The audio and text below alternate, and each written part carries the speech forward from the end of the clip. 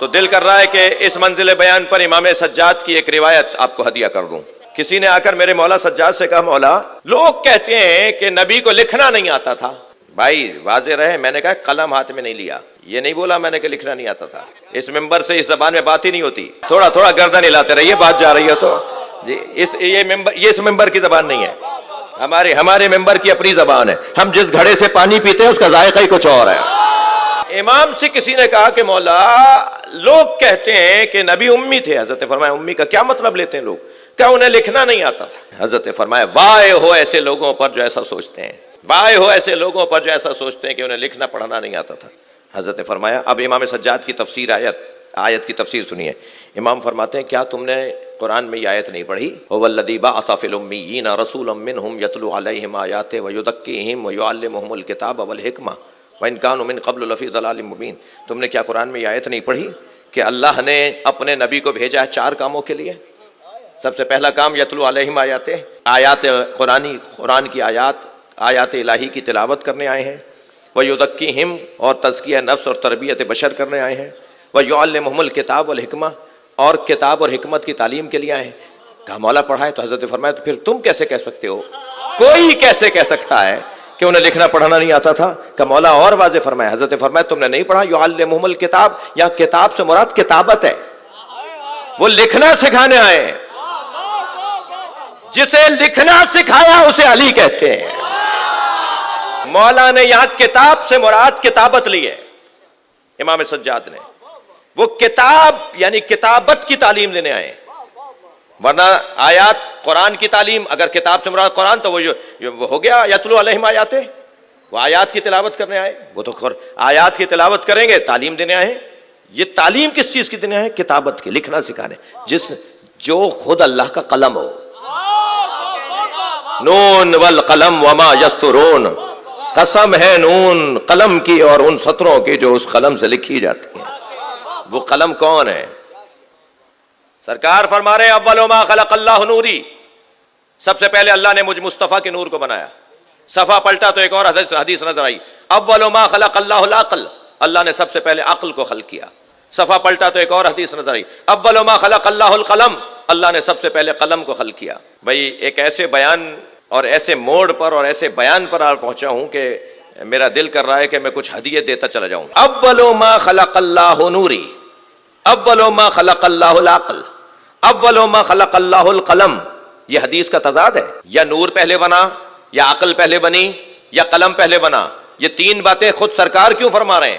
یہ حدیث کا تضاد نہیں ہے، حدیث ایک کی دوسری تفسیر ہے۔ جو نور مصطفیٰ ہے وہی عقل ہے، جو عقل ہے وہی قلم ہے۔ لہذا سب سے پہلے اللہ نے جس قلم کو بنایا اسے محمد کہتے ہیں۔ ایک ایسی حدیث ہدیہ کرنے جا رہا ہوں جو میں نے شاید مجھے یاد نہیں آ رہا کہ میں نے کوئی 10 سالوں میں پڑھی ہو، میں آپ کو ہدیہ کرنے جا رہا ہوں۔ اول من کتب بالقلم، سب سے پہلے جس نے قلم سے لکھا، وہ ادریس، وہ حضرت ادریس علیہ السلام ہے۔ حدیث سنا رہا ہوں، اول من کتب بالقلم وهو ادریس کتب بالقلم علیہ، سب سے پہلا لفظ علی لکھا۔ بھائی محنت کرو نا، فضائل لے کر آؤ نا، صلوات پڑھیں ذرا محمد و آل محمد پر۔ اچھا اگر ہم یہ لے لیں کہ قلم نور مصطفیٰ اور پہلی تحریر علی، جس قلم سے علی لکھا جائے وہ قلم محمد، جس سے پہلی تحریر لکھی جائے وہ علی، تو پھر یہ حدیث سمجھ میں آ جاتی ہے، انا والی من نور واحد۔ دیکھیں نا حدیثوں سے کیسے جڑ رہی ہیں، کیسے ایک حدیث دوسرے حدیث کو اور کھولتی چلی جاتی ہے، ایک دوسرے کی تفسیر کرتی نظر آتی ہے۔ دقت چاہوں گا، سرکار نے قلم جو ہاتھ میں نہیں لیا، وہ یہ وجہ نہیں تھی کہ معاذ اللہ لکھنا نہیں آتا تھا، یہ وجہ نہیں تھی، وہ وجہ کچھ اور ہے، اور وہ وجہ یہ ہے کہ اگر ایک مرتبہ بھی کس نے، اچھا مولا علی نے تو دیکھا، بی بی خدیجہ نے تو دیکھا، سیدہ نے تو دیکھا کیسے لکھتے ہیں، کیسے لکھاتے ہیں، کیسے سمجھاتے ہیں، مگر اگر ان لوگوں نے ایک مرتبہ بھی، جن لوگوں کا کام ہی دیکھ کر کچھ اور دیکھنا ہوتا ہے، اگر ان لوگوں نے ایک مرتبہ بھی نبی کو لکھتے ہوئے دیکھ لیا ہوتا تو کہتے قرآن انہوں نے لکھا ہے، اللہ کا کلام ہے، اللہ ہی کا رہے، ہم قلم کو ہی ہاتھ نہیں لگائیں گے۔ وہ جو علم مجسم، سرکار نے کوئی کتاب لکھی نہیں، مولا علی نے لکھی نہیں، نہج البلاغہ مولا علی کی کتاب نہیں ہے، بلکہ نقن صاحب کا جملہ ہے، مجھے جس کا جو محنت ہو نا اسی کے نام سے پڑھنی چاہیے۔ نقن صاحب کا بڑا حسین جملہ ہے، فرماتے ہیں نہج البلاغہ نہج البلاغہ علم علی کا نام نہیں ہے، کشکول سید رضی کا نام ہے۔ علی کے دروازے پہ کشکول لیے کھڑے تھے، جو بھیک میں مل گیا اس کا نام نہج البلاغہ رکھ دیا۔ جی جی، مولا علی نے کوئی کتاب نہیں لکھی، امام حسن نے، امام حسین نے، امام سجاد نے۔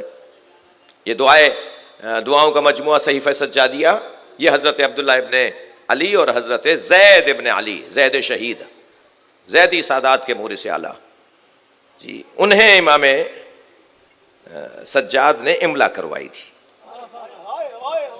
لکھوایا حضرت نے خود، پہلے اللہ کی بارگاہ میں مناجات کی اور پھر فرمایا کہ لکھو، اور پھر انہوں نے اپنے شاگردوں کو لکھوائی، پھر انہوں نے اپنے شاگردوں کو لکھوائی، اور پھر ان فلان ہوتے ہوتے ان زید ابن علی، ان علی ابن الحسین۔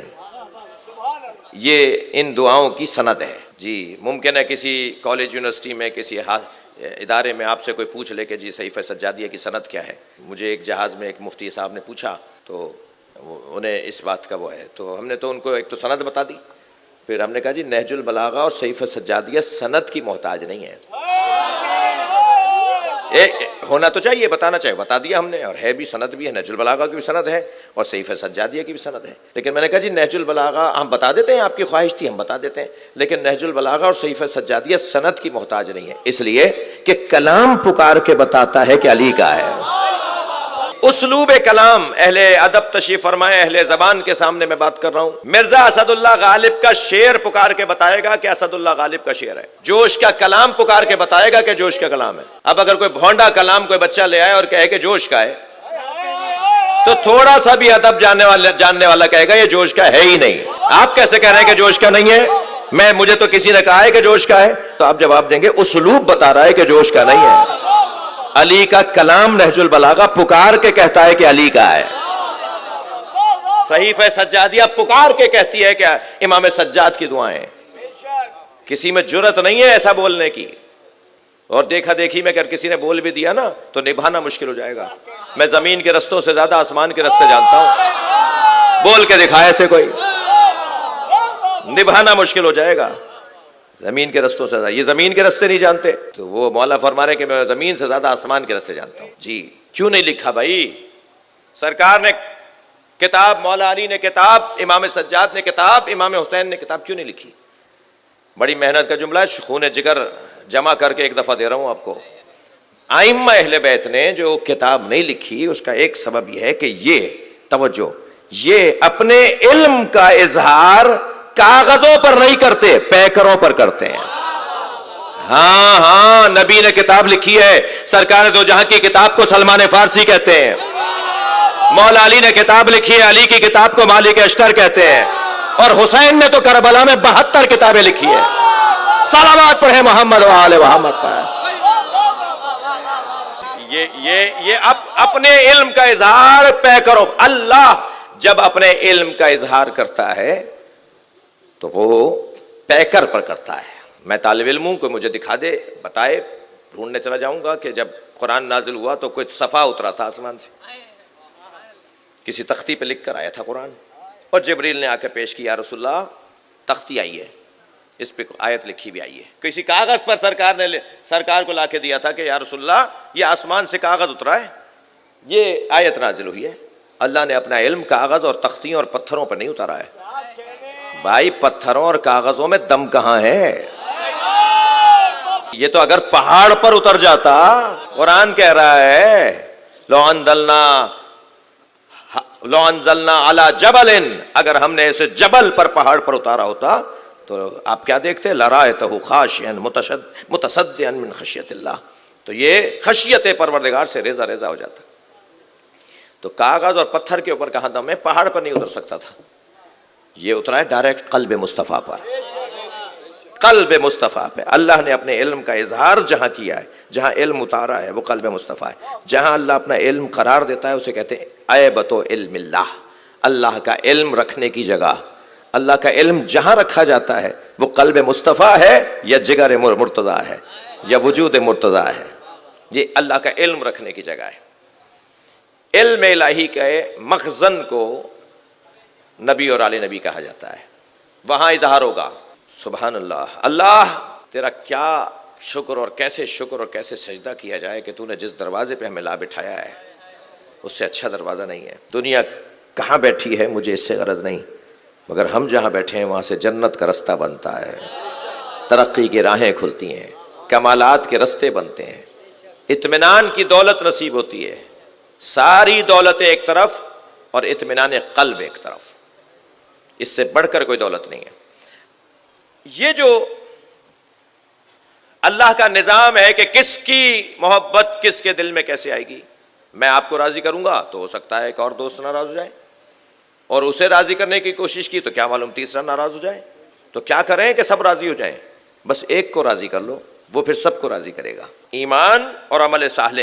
اللہ کہہ رہا ہے، اب آیت جو میں نے آپ کے سامنے پڑھی، ان الذین آمنوا، بے تحقیق جو ایمان لے کر آئے، وعملوا الصالحات، اور جنہوں نے عمل صالح انجام دیا، سیجعل لهم الرحمن ودا، تو پھر رحمان ان کی محبت لوگوں کے دلوں میں ڈالتا ہے.